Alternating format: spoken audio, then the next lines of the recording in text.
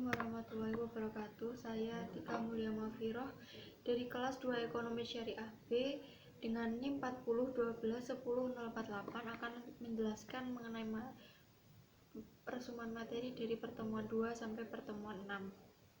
Dimulai dari pertemuan kedua dengan bab konsep dasar ekonomi Islam. Ekonomi Islam, inti dari kehidupan manusia di dunia ini adalah untuk mencapai falah.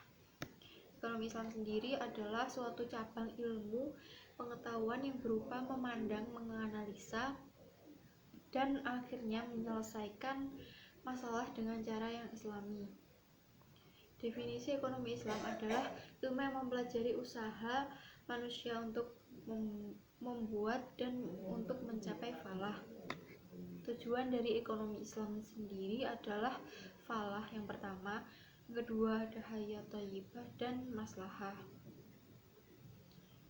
Selanjutnya pada pertemuan ketiga yaitu tentang sejarah ekonomi Islam.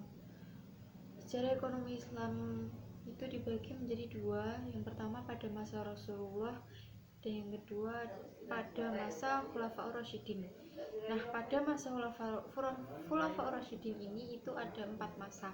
Yang pertama ada Abu Bakar Asy-Syiddiq pada tahun 11 sampai 13 Hijriah atau 632 sampai 635 Masehi.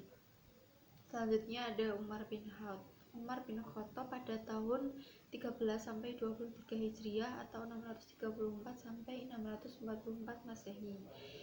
Selanjutnya ada Utsman bin Affan pada tahun 23 Hijriah sampai 35 Hijriah atau 644 sampai 656 Masehi. Dan yang terakhir ada Ali bin Abi Thalib pada tahun 35 sampai 40 Hijriah atau 656 sampai 661 Masehi. Pada pertemuan selanjutnya yaitu pada pertemuan keempat ada perilaku konsumen dalam perspektif Islam. Perilaku konsumen yang konvensional itu didefinisikan sebagai tindakan-tindakan individu yang secara langsung terlibat dalam usaha memperoleh jasa. Maslahah utility atau tingkat kepuasan konsumen konvensional yaitu seorang konsumen yang rasional akan berusaha memaksimalkan kepuasan dalam menggunakan pendapatannya untuk membeli barang dan jasa agar mendapatkan tingkat kepuasan yang konsumen inginkan. Perilaku konsumen menurut Islam itu mengutamakan etika dan nilai dari etika dalam memulai pemilihan barang sampai penggunaannya hingga barang tersebut menggunakan barang tersebut dengan mengutamakan manfaatnya. Prinsip dasar perilaku konsumen dalam Islam itu ada 4. Yang pertama ada hidup hemat, yang kedua ada untuk memenuhi kebutuhan, jadi konsumen itu pastinya membeli suatu barang untuk memenuhi kebutuhannya. Yang ketiga tidak berlebih-lebihan, dan yang keempat bisa mengutamakan kepentingan orang lain. Selanjutnya pada pertemuan kelima yaitu mengenai perilaku produsen dalam perspektif Islam.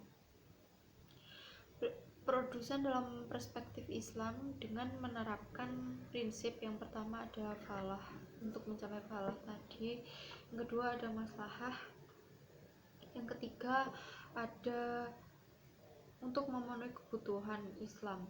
Etika produsen seorang muslim itu untuk memperhatikan halal dan haramnya. Yang kedua tidak mementingkan keuntungan semata dan kepuasan semata. Yang ketiga diharamkan memproduksi segala sesuatu yang merusak akidah Islam. Yang terakhir pada pertemuan ke-6 permintaan dan penawaran dalam perspektif Islam. Faktor yang mempengaruhi permintaan yaitu yang pertama ada harga dari barang itu sendiri, yang kedua harga barang-barang yang lain, selanjutnya ada pendapatan masyarakat, Selanjutnya perkiraan harga di masa depan. Selanjutnya selera masyarakat, jumlah penduduk, dan banyaknya intensitas kebutuhan masyarakat. Jadi kebutuhan masyarakat bisa mempengaruhi tingkat permintaan pasar. Selanjutnya faktor yang mempengaruhi penawaran. Yang pertama ada biaya produksi dari teknologi yang digunakan. Yang kedua ada tujuan perusahaan. Yang ketiga ada jumlah penjual. Yang keempat ada pajak dari penawaran tadi. Yang kelima ada ketersediaan dan harga barang. Selanjutnya ada pengganti atau pelengkap. Selanjutnya ada prediksi atau perkiraan harga di masa depan. Yang terakhir ada kondisi alam. Yang dimaksud kondisi alam sendiri itu bisa lingkungan sekitar dari tingkat pasar tadi. Selanjutnya ada perbedaan teori penawaran konvensional dengan penawaran islami. Yang pertama ada dari sumber hukumnya, terus sudut pandang barang, selanjutnya motif dan dari penawaran. Yang terakhir ada tujuan dari penawaran.